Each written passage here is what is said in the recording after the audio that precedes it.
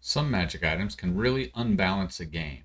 Many dungeon masters are nervous about what kind of items to give out to their players, as too many +1 and +2 items can really unbalance combat. We, as dungeon masters, want to reward our players with fun magical items that they want and that they'll use, but we don't want to unbalance the game and give our players a bunch of legendary artifacts at level 1, this making the combats boring for the players and taking the fun away from the game. So here are the top 10 magic items I like to give out to my low-level characters. The Hat of Disguise is a great item for your players for role-playing purposes. There are no hard number bumps to make checks inconsequential, but the ability to make yourself look different has a lot of applications for social encounters or even stealth missions. Players will enjoy being able to look different, and it doesn't unbalance the game in any meaningful way. In the D&D movie that just came out, small spoilers here, the characters use sending stones much like walkie-talkies. And while they do act like walkie-talkies, the actual item can only be used once a day. This makes coordinating easier for the party that decides to split up and work towards two different objectives at once. Anytime you can encourage the party to break the cardinal rule and split the group is always fun as well. In my campaigns, we make Detect Magic a cantrip because that should be one of the first things a magic user would need to learn. If you don't want to go that far, then a Wand of Magic Detection could be a way to allow your players the ability to detect magic as needed without using the limited spell slots that low-level characters have. For parties that like to sneak around, the Eversmoking Bottle creates a large area of heavy obscurement. It can help for stealth missions or level the playing field if your opponent already has advantage for some reason.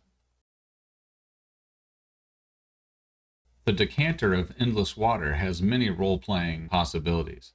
Filling an area with water takes a lot of time, but it can also be used to push things away or even knock an opponent prone.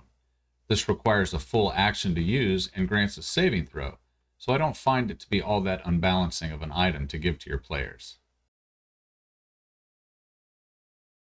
The classic Bag of Holding. Even if you don't strictly adhere to the encumbrance rules, there are times where you have to tell your party, no, you can't carry the entire dragon's hoard out in your backpack. The Bag of Holding allows the players to not really worry too much about how much stuff they cram into their backpacks.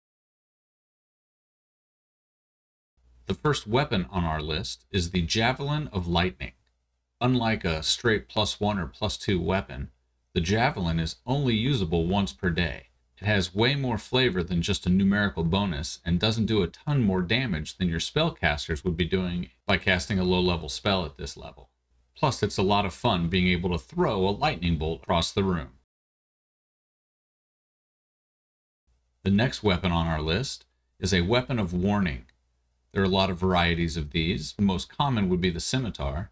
This gives advantage to initiative rolls, and the player can't be surprised.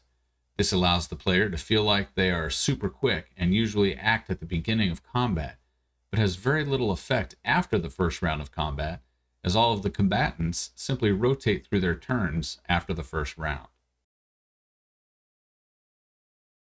Slippers of Spider Climbing can be a little more powerful than some of the items on this list, allowing players to bypass some obstacles like canyons or pit traps, but they usually only help the one player that has them.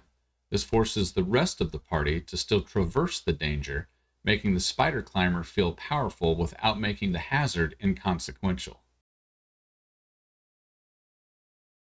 And the last item on our list is the Immovable Rod. This is one of my favorites. There are so many ways to use this. Block a door, tie a rope to it for climbing. I even had a player swallowed by a monster once turn it on to immobilize the monster. A creative player will find ways to use this item from levels 1 all the way to 20. Please click the subscribe button to see more videos with tips for dungeon masters to make your lives easier. And check out this playlist where we are making a dungeon 1 encounter per day for the whole year.